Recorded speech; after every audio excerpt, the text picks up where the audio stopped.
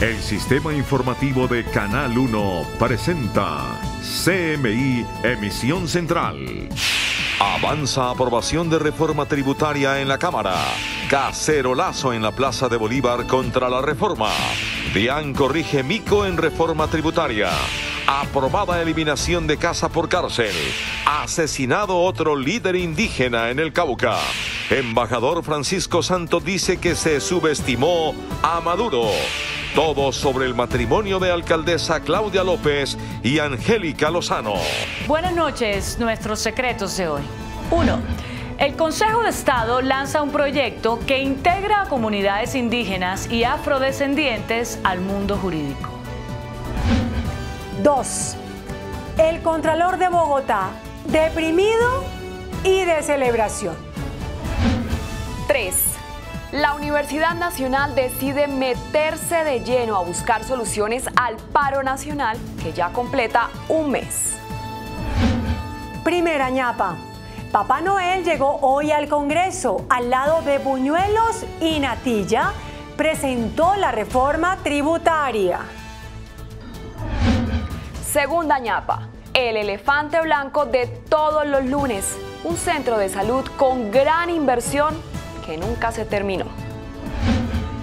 Y mi ñapa, ¿saben en qué cambia la DIAN? 1, 2, 3 y las 3 ñapas al cierre. Buenas noches. La Cámara de Representantes avanza a esta hora en la discusión y votación del proyecto de reforma tributaria. La ponencia que proponía hundir el proyecto fue derrotada. Edgar Leyton está en el Congreso. Buenas noches, Edgar. ¿Será votado el proyecto en su totalidad esta misma noche? Muy buenas noches. A esta hora avanza la discusión y votación de la reforma tributaria en la Cámara de Representantes. ¿Qué puntos contiene esta iniciativa? Uno de ellos es los 3 días sin IVA y adicionalmente la devolución del IVA a los menos favorecidos. La tributaria, que sería aprobada tanto por Senado como por Cámara, trae importantes beneficios sociales. La cara social de la reforma: devolución de 2 puntos del IVA a 2.800.000 familias, 10 millones de colombianos, los más pobres del país, cerca de 2 billones de pesos vale la devolución, y estará la factura o el cheque que se le devuelve a cada uno, estará entre 30 y 40 mil pesos mensuales. También hay 3 días sin IVA. Tendrá que estudiarse muy bien con factura electrónica para evitar la evasión masiva. La ley debe pasar para consolidar la seguridad jurídica, aseguró el propio gobierno. Desmontar los beneficios de la ley de financiamiento envía un muy mal mensaje de seguridad jurídica a nivel internacional. Esta ley es una oportunidad para construir en la equidad en primer lugar, es una oportunidad para generar más crecimiento económico y es una oportunidad para atraer más inversión internacional. En cada una de las curules de la Cámara de Representantes ustedes pueden observar una serie de afiches, la mayoría de ellos apoyando la reforma tributaria. Lo anterior permitiría concluir que esta iniciativa avanzará sin mayores inconvenientes en esta corporación. Desde la Cámara de Representantes, Edgar Leyton, CMI, La Noticia. Edgar, gracias. Y minutos antes de iniciarse la discusión del proyecto de reforma tributaria, el viceministro de Hacienda, Juan Londoño, ofreció disculpas al Partido Liberal, al que había calificado de oportunista por no apoyar la iniciativa. Fue en la Comisión Segunda de la Cámara donde el representante Alejandro Carlos Chacón pidió respeto al viceministro Juan Alberto Londoño, quien había calificado al Partido Liberal como oportunista por no apoyar la reforma tributaria. Y usted nos llama oportunistas por defender esa clase trabajadora. Si usted considera que el Partido Liberal es oportunista por esa lucha, somos oportunistas, ministro, pero es no menester suyo faltarle respeto a los partidos políticos. Aunque el viceministro Londoño ofreció disculpas, insistió en que se está enviando un mensaje equivocado sobre la reforma tributaria. Si en algún momento sintieron que fue ofensivo el decir que fue un oportunismo, pido disculpas. Sí creo que se están equivocando en el mensaje que le estamos mandando al país por los beneficios que le genera a esa clase media. Al final, un apretón de manos entre representante y ministro aplazó la discusión para la plenaria de la Cámara. Bueno, y entre tanto, la Plaza de Bolívar en Bogotá se convirtió en escenario de un cacerolazo contra la reforma tributaria. Con pitos, banderas y cacerolas llegaron los promotores del paro hasta el centro de la ciudad para rechazar este proyecto.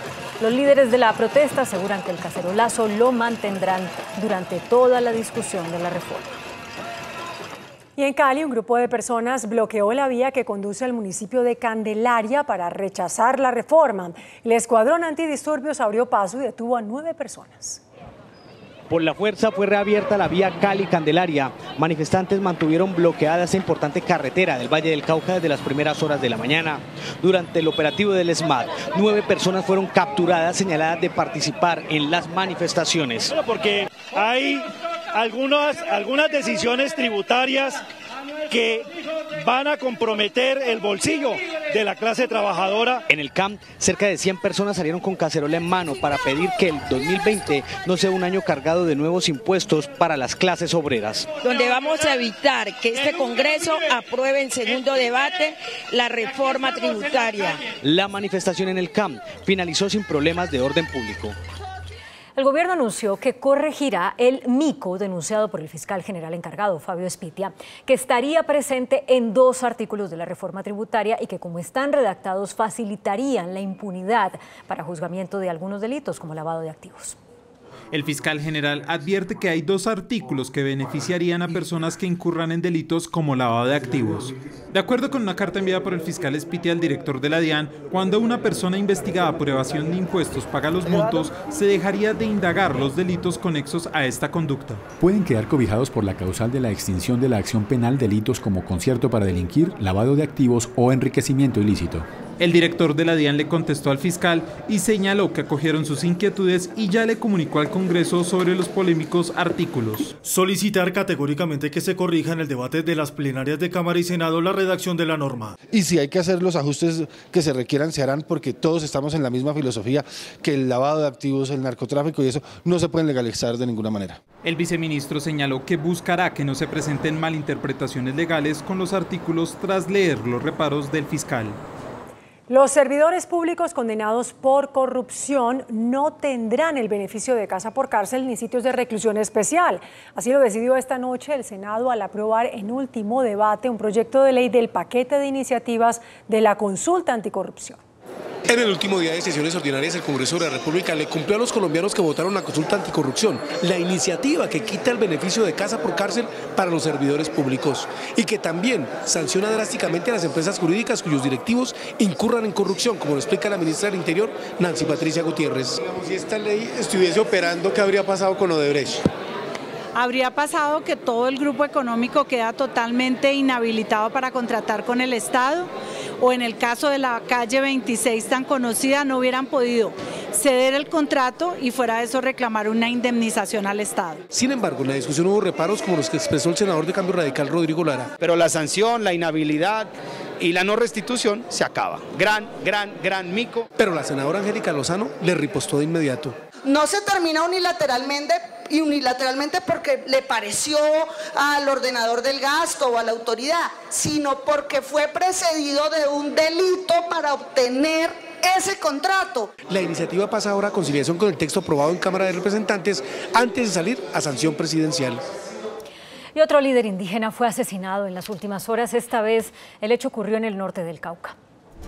Hasta la vereda del Manzano, zona rural de Toribío, llegaron 3 desconocidos que ingresaron a una fiesta donde se encontraba el defensor de derechos humanos, Cristian Andrés Vitonaya Tacué, y procedieron a dispararle en repetidas ocasiones. El joven líder asesinado pertenecía a la asociación Abelino UL, que es filial de Marcha Patriótica dentro del proceso de organización campesina del suroccidente colombiano. La familia había recibido amenazas, dícense, del agaor que actúa en ese municipio. Con este asesinato son 70 los comuneros indígenas acribillados en lo corrido del 2019 en el departamento del Cauca. El Tribunal de Bogotá absolvió en segunda instancia a los hermanos Francisco y Catalina Uribe Noguera, señalados por la Fiscalía de intentar encubrir el crimen de su hermano Rafael contra la niña Juliana Zamboni. Para el Tribunal de Bogotá, Catalina y Francisco Uribe Noguera no encubrieron el crimen de su hermano Rafael, condenado por raptar y asesinar a la menor Juliana Zamboní en hechos registrados el 4 de diciembre de 2016 en Bogotá. Dado que la Fiscalía no demostró el contenido de los archivos digitales borrados. Al término de la audiencia, Francisco Uribe Noguera dijo que su hermano ya está pagando su condena por el crimen y aseguró que quedó demostrado que no tuvieron participación en los hechos pese a las acusaciones de la Fiscalía. Porque Catalina y yo no tenemos ningún tipo de responsabilidad. El responsable de todo esto es mi hermano, y eso los medios y todo el público tiene que reconocerlo, porque uno no puede condenar a toda una familia simplemente por el hecho de uno. La defensa de los hermanos Catalina y Francisco Uribe Noguera estudia si presenta una demanda contra la nación. La Sala de Justicia y Paz negó la libertad al exjefe paramilitar Eber Velosa, alias HH, argumentando que no tendrá en cuenta el tiempo que HH estuvo detenido en Estados Unidos pagando una condena por narcotráfico. Una advertencia le hizo a la Sala de Justicia y Paz del Tribunal de Bogotá al ex jefe paramilitar alias HH, dado que la corporación judicial le negó la libertad rechazando los argumentos de su defensa, que señaló que ya había cumplido su condena alternativa de 8 años de prisión, dado que había pagado parte de la pena en Estados Unidos. No está demostrado que la conducta de narcotráfico haya sido cometida con ocasión y durante su pertenencia al grupo armado ilegal. Es decir, que el tribunal no tuvo en cuenta el tiempo que alias HH estuvo detenido en Estados Unidos pagando una condena por narcotráfico. El exfiscal general Mario Iguarán explicó el procedimiento que debe tener en cuenta el tribunal para otorgar libertades a los exparamilitares. Haber estado prestos, dispuestos a colaborar con las autoridades colombianas que dentro de Justicia y Paz en muchas ocasiones les hicieron requerimientos. Alias HH es señalado de participar en varias masacres y desplazamientos masivos. Hay alerta en la región del Catatumbo por el robo de más de 200 cilindros de gas. Autoridades verifican si el ELN tendría la intención de usarlos como material de guerra. Los cilindros fueron robados en la vía que comunica a Cúcuta con Tibú, en una de las regiones que más ha sentido el impacto de la violencia del ELN. Sí, es una de las hipótesis más fuertes que manejamos, porque estos bandidos del ELN, los residuales, usan estos cilindros para fabricar artefactos explosivos improvisados. Ya lo determinamos para usar contra población civil o contra la fuerza pública. El más reciente atentado con este tipo de cilindros bomba lo hizo el ELN la semana pasada en el municipio de Cubará, Boyacá. La elección del nuevo fiscal general de la Nación quedó para el 2020. Por tercera vez, los magistrados asistieron a sala plena para intentar elegir al jefe del ente investigador, pero ninguno de los tres candidatos obtuvo los 16 votos que necesitaba para ser elegido. Los aspirantes, Francisco Barbosa, Camilo Gómez y Clara María González, obtuvieron 11, 5 y 2 votos respectivamente, por lo que la sala plena decidió levantar la sesión y convocarla para el 23 de enero. La presidenta del Consejo de Estado, Lucy Janet Bermúdez, advirtió que la decisión de suspender operaciones en 15 pozos de extracción de gas metano por utilización del fracking es de aplicación inmediata. Aunque la decisión que le ordenó a la multinacional Drummond detener la extracción de gas metano en el Cesar tiene apelación, debe ser acatada de manera inmediata. Puede que se interponga recurso contra la misma, pero esto no impide que la misma se vaya ejecutando. Señaló que la decisión de fondo se tomará el año entrante. La sección tercera tiene priorizado este tema porque sabe de la gran trascendencia que la decisión en este aspecto tiene para todo el país.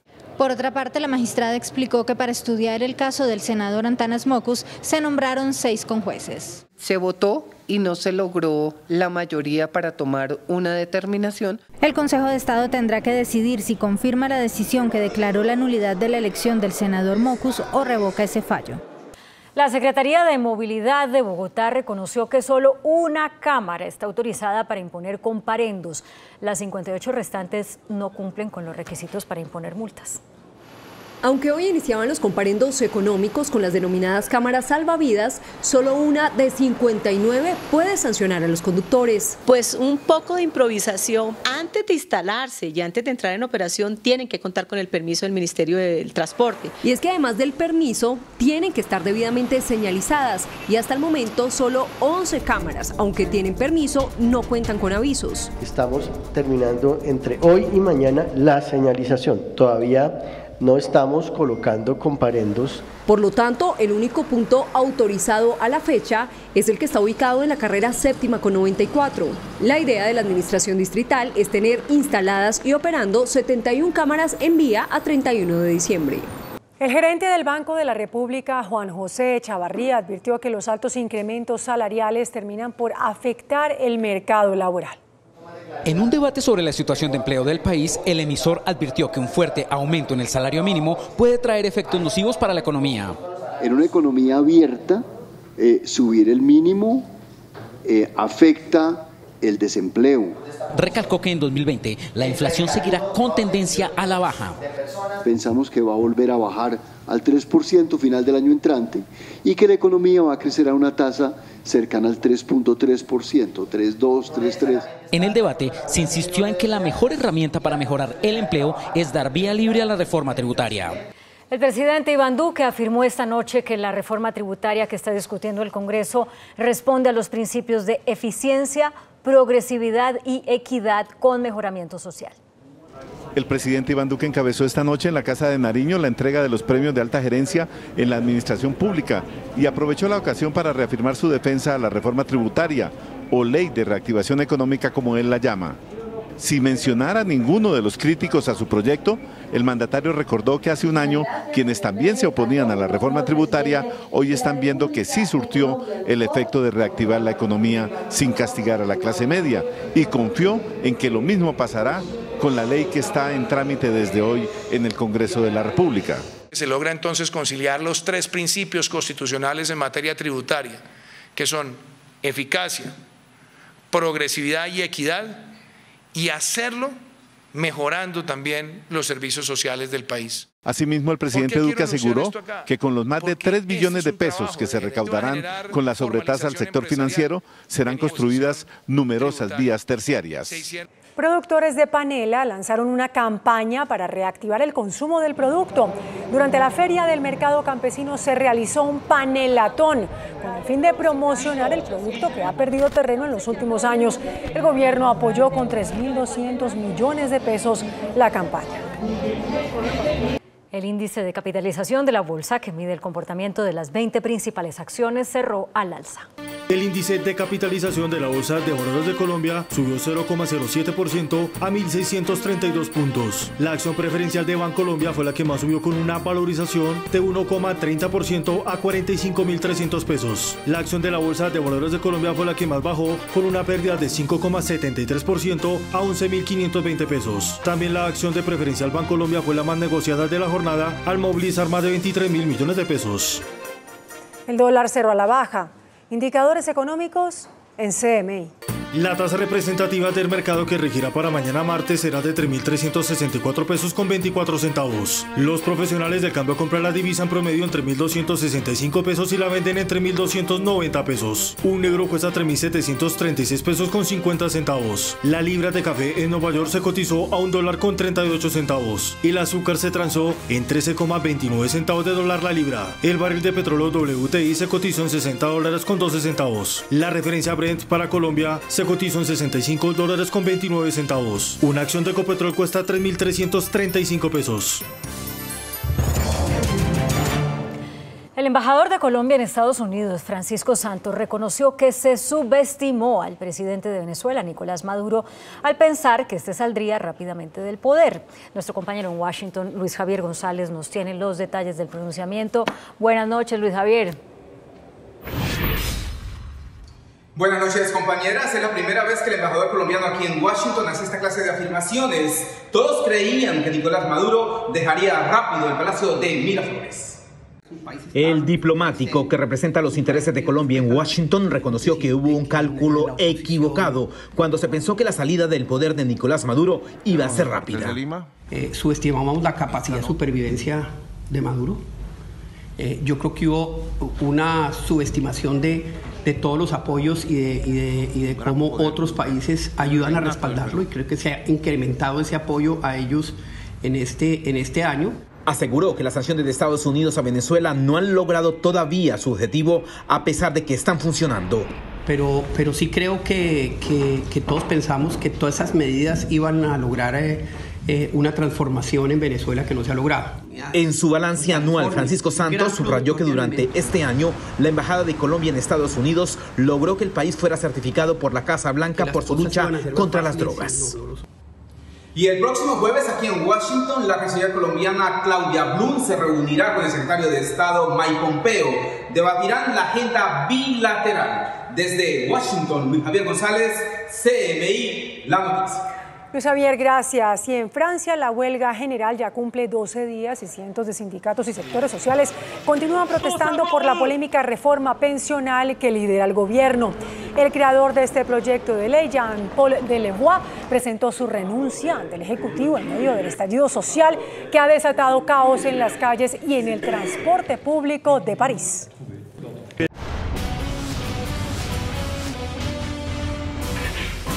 Nuestros secretos de hoy. 1.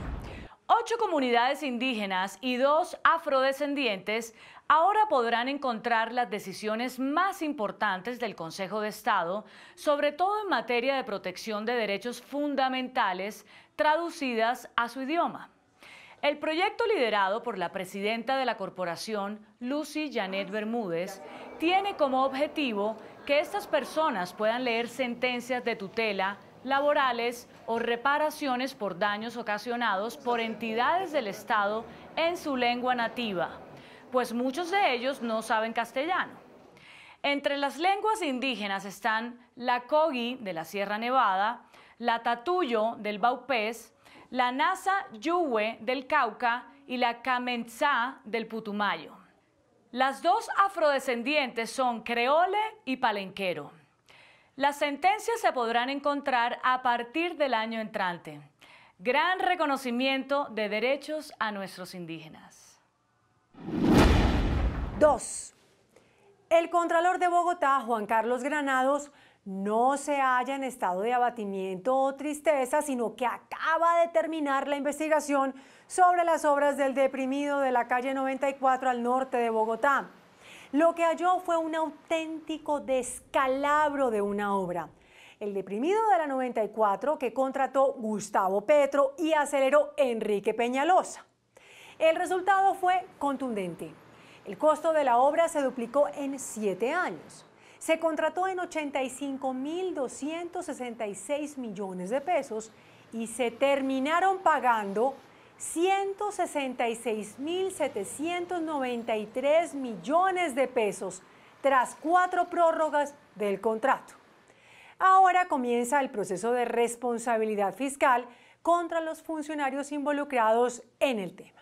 Simultáneamente, con el fin de la investigación del deprimido, el Contralor de Bogotá celebró su grado como doctor en Derecho de la Universidad Santo Tomás con una tesis laureada summa cum laude por parte de los jurados. Ojalá demuestre ahora el acierto de sus maestros al exaltarlo cum laude, con alabanzas. 3. La Universidad Nacional decidió buscar soluciones al paro nacional que ya completa un mes. Por una parte, ya hay pérdidas acumuladas por casi 150.000 millones de pesos, según estimaciones de FENALCO.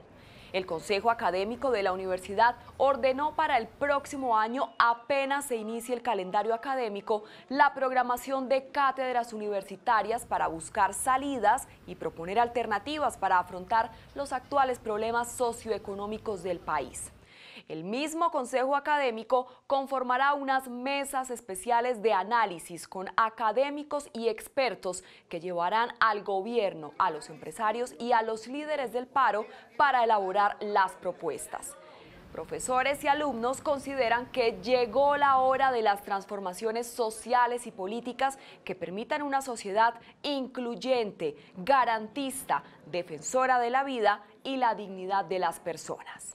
En buena hora, la academia decide sumarse a toda esta discusión nacional. Primera ñapa. Hoy a las 3 de la tarde en la plenaria de la Cámara se inició el debate de la reforma tributaria y allí llegó Papá Noel vestido de azul. Este Papá Noel no llegó a hablar de la devolución del IVA a los más pobres ni de los 3 días sin IVA. Papá Noel llegó a la plenaria con natilla y buñuelos. Nadie sabe ni quién era el Papá Noel, ni quién lo contrató, ni quién compró las natillas y los buñuelos. Lo único que parece explicable es que como el Papá Noel trae nuevos dolores, lo vistieron de azul. Segunda ñapa, el elefante blanco del lunes. Es un centro de salud que se suponía sería la solución a los problemas de atención para el municipio de El Rosal en Cundinamarca. En esta obra, que quedó a mitad de camino, según la Contraloría General, se perdieron 1.906 millones de pesos de regalías. Un informe de la Unidad de Seguimiento y Auditoría de Regalías advirtió que las obras no solo no se terminaron, sino que además lo que se construyó no corresponde con lo diseñado. El proyecto estaba planeado para ser ejecutado en 8 meses. Ya han pasado 4 años desde cuando comenzó y nada de nada, de nada, de nada. Solo hay una estructura de cemento y ladrillo con grave deterioro prematuro. A los responsables de todo este elefante blanco, ya la Contraloría les abrió proceso fiscal. De hecho, acaba de trasladarles sus hallazgos a la Procuraduría General para que se inicien las correspondientes investigaciones disciplinarias. Por Dios. Y mi ñapa, la DIAN anuncia que sigue cambiando. Ahora dice que las sanciones llegarán, pero con cariño. La DIAN tiene como propósito cambiar su imagen por una más amable, no tan seca, no tan agria, no tan adusta. Pues la tarea sigue y así se lee en uno de los últimos artículos incluidos en la reforma tributaria. Antes, a los contribuyentes que les ordenaban el cierre de sus locales por errores, por ejemplo, en temas de facturación, les imponían en las puertas un sello que decía cerrado por evasión. Expertos dicen que con ese sello, la reputación del comerciante queda bastante afectada. Se incluyó un artículo que señala que cuando se sancione con clausura, se impondrá un sello que dirá cerrado por la DIAN. Tiene toda la razón.